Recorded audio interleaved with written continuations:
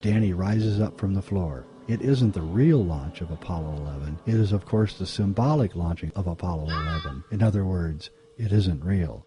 What happens next is crucial to understanding everything else that happens in this film. Danny, bewildered, walks down the hallway. He sees that room 237, the room that Halloran warned him about, has a key in the lock and the door is wide open. It is important to note that the room in question was number 217 in the Stephen King version of The Shining. For reasons unknown, Kubrick changed it to 237. Those unknown reasons are about to become known.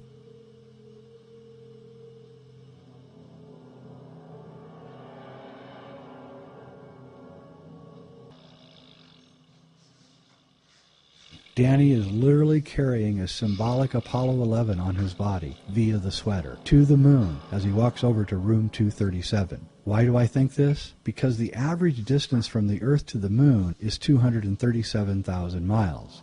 Now, some people may argue with this and say that it's actually 238,000 miles and change. The moon is in a slightly elliptical orbit, which means sometimes the moon is much further away from the Earth than at other times. If you do the math and you figure it out, you can see that the true distance that the moon is from the Earth is 237,000 miles. Even more important to this argument, at the time that Kubrick faked the Apollo moon landings, it was common knowledge in the textbooks and the scientific work that the moon was 237,000 miles away from the Earth. This is the figure that Stanley was working with, and that is why he changed the room from 217 to 237. The real truth is that this movie is really about the deal that Stanley Kubrick made with the manager of the Overlook Hotel, America. This deal was to get Stanley to recreate, in other words, to fake the Apollo moon landings. Danny represents the artistic side of Kubrick. Because of the complexity of the artistic realization of the manner in which the lunar landings needed to appear, Kubrick needed to trust his artistic side. Room 237 represents the fake lunar set that Stanley had to create to make the lunar landings appear factual. But really, on this set and in this room, nothing is real. As the film will soon reveal, Room 237 has to be lied about. It cannot be understood at all, ever. Nothing real ever happens in room 237. When Danny opens up the door to room 237, we see the tag attached to the key. And if you just look at the capital letters on the tag, you can see that it says room, R-O-O-M, and then N, and there's a small O. If we discard the small O, we're left with R-O-O-M and N. You can actually get two words out of it. And those two words are moon room. So here we have the tag attached to the key. It's in the door in room 237, and the letters on the tag come out to say moon room. Is this what Stanley called the lunar set? In the next scene, Jack has a bad dream while he is working. He tells Wendy that in his dream he has killed Wendy and Danny. I killed you and Danny. But I didn't just kill you. I killed them in little pieces. Oh, my God. Oh. Meanwhile, Danny enters the scene, and it is obvious that some mysterious force has physically hurt Danny. This mysterious force has also torn his Apollo 11 sweater. Wendy, horrified, thinks that Jack did it. And in a way she is right, because Danny got hurt because of the deal that Jack cut. Frustrated, Jack goes to the bar located in the Gold Room. Obviously stressed, Jack whispers to no one that he would sell his soul for a drink. It is then that Jack meets the real manager of the Overlook Hotel. A mysterious man suddenly appears behind the bar. His name is Lloyd, and he is the bartender of the Overlook Hotel. Clearly, Stanley Kubrick shows Lloyd in a satanic light. Lloyd seduces Jack with a drink. Jack has sold his soul to the project, to being the caretaker of the Overlook. Jack and Lloyd's conversation is interrupted by Wendy's entrance. Lloyd and Jack's glass of scotch suddenly disappear. Wendy tells Jack that someone else is in the hotel. She tells him that Danny was hurt by someone who's inside room 237. Jack then goes to room 237, and he sees the manifestation of a young woman into an old woman. I believe this scene occurs because at first Kubrick thought that directing the Apollo 11 and later moon landings was going to be a sexy job. But once he started in on the project and had to deal with the minutiae of trying to fake the Apollo moon landings day after day, quickly the sexy woman turns into an old hag. So the Apollo moon landing started out as a sexy project for Stanley, but soon it turned into the equivalent of kissing an old lady. Because room 237 is symbolic of the lunar set for Apollo 11, Jack has to lie to Wendy about what is going on in the room. He tells her that nothing is going on in room 237. It is apparent that Danny must have hurt himself. What about those bruises on his neck? Somebody did that to him.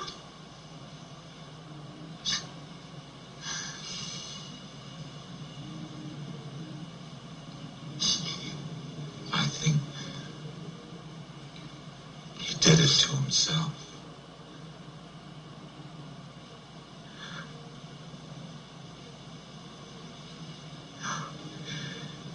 That's not possible.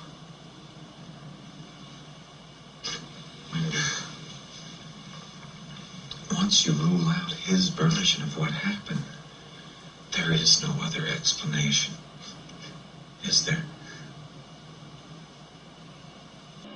Now that Jack has lied to his wife, he is able to see all of the spirits of the Overlook. Some of the best people stayed here. The secret group that rules the Overlook can finally be seen by Jack, Kubrick. He has been let into their posh society.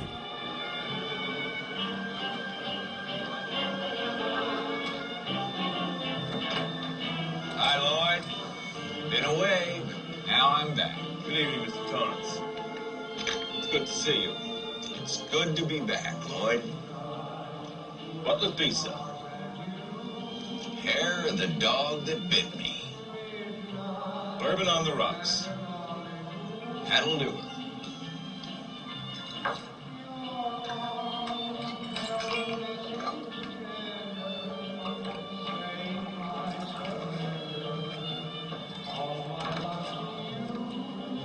No charge to you, Mr. Torrance.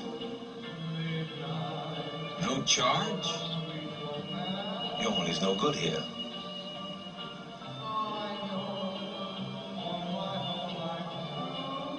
Orders from the house. Orders from the house. Drink up, Mr. Torrance. I'm the kind of man likes to know who's buying their drinks, Lloyd. It's not a matter that concerns you, Mr. Torrance. At least not at this point.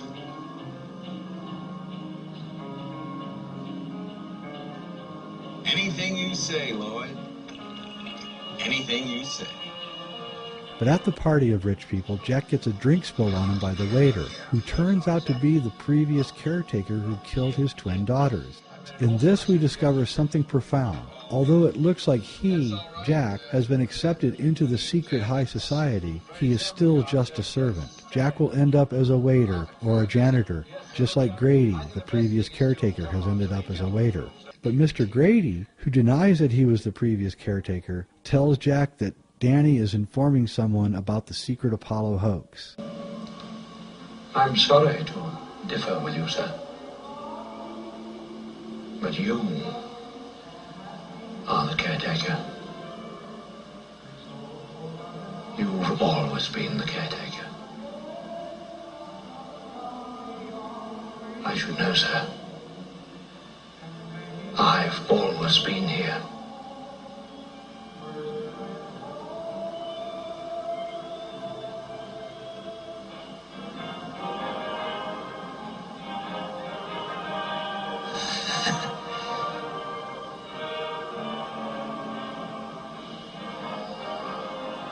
Did you know, Mr. Torrance, that your son is attempting to bring an outside party into this situation?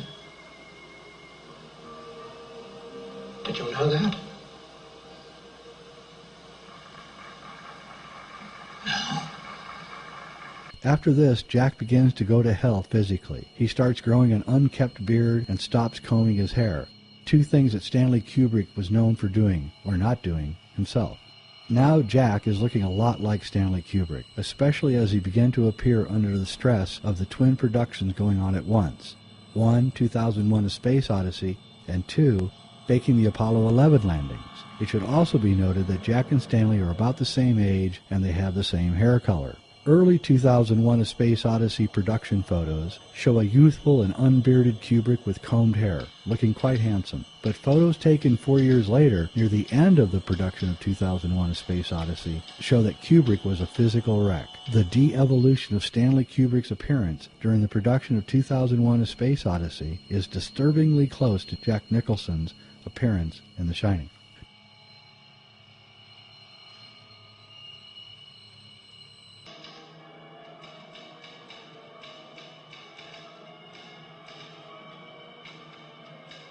Despite his disheveled appearance, Jack has started writing again. Wendy, who is really supposed to be Kubrick's wife Christiana, wants to read the book that Jack is working so furiously on. Jack angrily tears out the sheet of paper from his typewriter in order to prevent Wendy from seeing it. She asks to see what he is writing. Jack is surprised by her entrance into the room where he does his writing. Angrily, he rejects her. He tells her to stay out of the room where he is writing. Come on, hon. Don't be so grouchy. I'm not being grouchy. I just want to finish my work. Okay, I understand. I'll come back later on with a couple of sandwiches for you, and maybe you'll let me read something then. Wendy, let me explain something to you. Whenever you come in here and interrupt me, you're breaking my concentration. You're distracting me.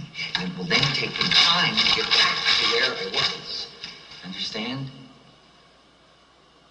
Yeah? Fine. And we're going to make a new rule. Whenever I'm in here, you hear me typing. Whether you don't hear me typing, what the fuck you hear me doing in here, when I'm in here, that means that I am working. That means don't come in. How do you think you can handle that? Yeah. Fine. Why don't you start right now and get the fuck out of here? After he is done telling her to stay out of the room, he goes back to the typewriter. But now it has somehow put a new page into the typewriter. Jack is not surprised that the typewriter has a new page in it and goes back to writing. Is this a continuity error? Hardly. Kubrick is clearly showing us that whatever Jack is writing must be hidden from his wife. But more importantly, he is saying that the Overlook Hotel itself, that is America, which is feeding the paper into Jack's typewriter. Kubrick succinctly shows us that it is not Jack who is in charge of this thing. It is the Overlook.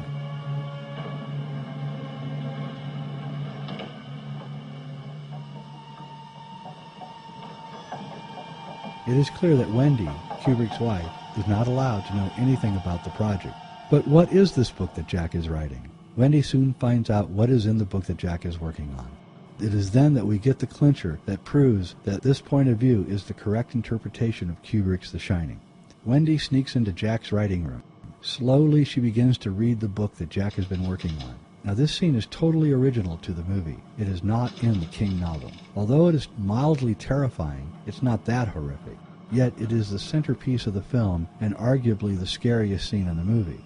Why? Because every single one of the hundreds of pages that Jack has been furiously writing is a variation of only one sentence. All work and no play makes Jack a dull boy. Incredibly, every page has this exact sentence and it is written over and over. Truly, it is scary enough to think that Jack has been sitting there, day after day, writing the same sentence over and over. Wendy's face reveals her fear over this discovery. What does it all mean? May I humbly suggest that the word all in this repeated sentence actually stands for A11, that is, Apollo 11. A11 work and no play makes Jack a dull boy. May I suggest that the nickname or code name for the faking of the Apollo moon missions was A11.